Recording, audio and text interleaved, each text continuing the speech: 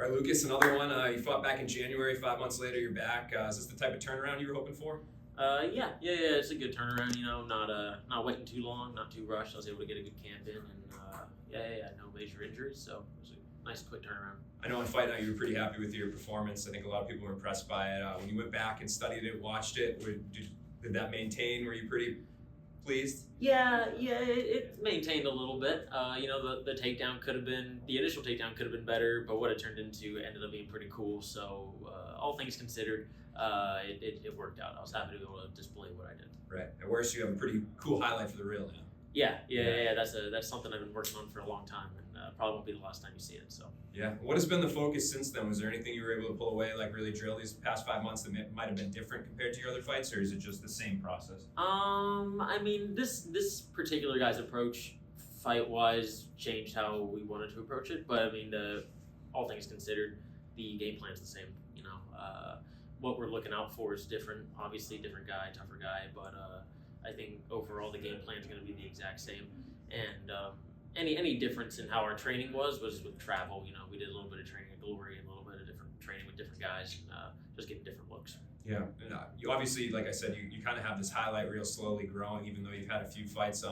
Is it for you? Is it like is it something that you really gun for the finish, or is it something that you just take when it comes? Like if you went in there and fought a really great decision, was there a part of you that would be bummed at all? Or? No. Like my favorite fight's probably Andrew Salas, which was a decision. It was a 30-26 was one of the results.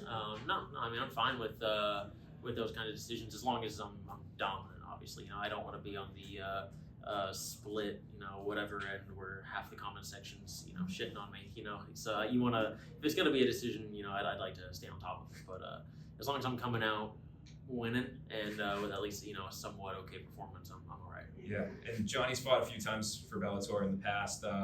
Did you go back and watch those fights? Where you kind of think of him as an opponent? I've seen those fights.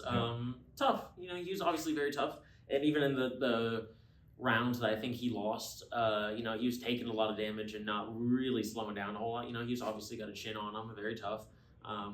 Good wrestling, all right jiu-jitsu. I think his jiu-jitsu benefits from his wrestling more than the other way around. And so overall, I mean, he'll be a very tough guy, and I think it'll be a lot of fun. I know obviously you got this, but is there any sort of goals you're setting for yourself to compete a certain amount of times this year, or just try to creep towards those rankings? Kind of what's the longer term plan for you? No, I mean we wanted to get about 3 fights a year, that sort of thing, and that started off all right, and then there was a big hiccup in the middle with COVID and stuff like that. I had a fight that had fallen off in January or February of 2020, and then immediately after that was COVID. So I was out for 6 months, and then I had fought twice, and then they signed with Showtime and pushed everything back by 6-7 months. So there was some big gaps in the middle caused by different independent variables aside from myself, and so I aim to try and get 3 a year, but that kind of depends on them. So you said trying to get 3 a year. Does the downtime kind of help with the rest, recovery, and focus? And you seem like you study a lot of your opponents, so does that all help give you time to do that? Yeah, of course. Getting 3 a year, if you want to look at it math-wise, and you get the 4 months or so. You get about a month to not do nothing, but relax, kind of rest your body, let everything kind of get back to normal, reset any injuries that I had, and so on. And then you get a 3-month camp pretty much, roughly. And so, yeah, I mean, it's a nice, not necessarily downtime, but just kind of, you get a breather. You get a little breather for a minute, and then you're back in. So. And as far as preparing and watching tape and stuff like that, is that something that you focus on a lot, or you like to leave that to your team? I'll watch the film once. I watched all his fights once, and then I've left it to him. I've left it to my boxing coach, who will arrive later. And no, I don't want to. You don't want to obsess over it too much. If you watch it too much, and you just kind of you'll constantly just be thinking about it all the time. I saw what I needed to see. Everything else that I needed to be able to see, I will see through them and what my coaches tell me. So, thank you.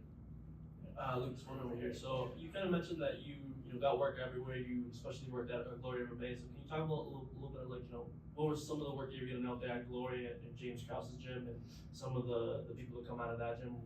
How was the work there? So we were only up there for a little bit, just because it was kind of on a whim thing. We're gonna go for a little bit and train and come back. The level's crazy. The level's super crazy up there, 10 a.m. every day, there's 50 fighters on the mat. I was drilling with James Gallagher a lot, who's fantastic, super, super awesome.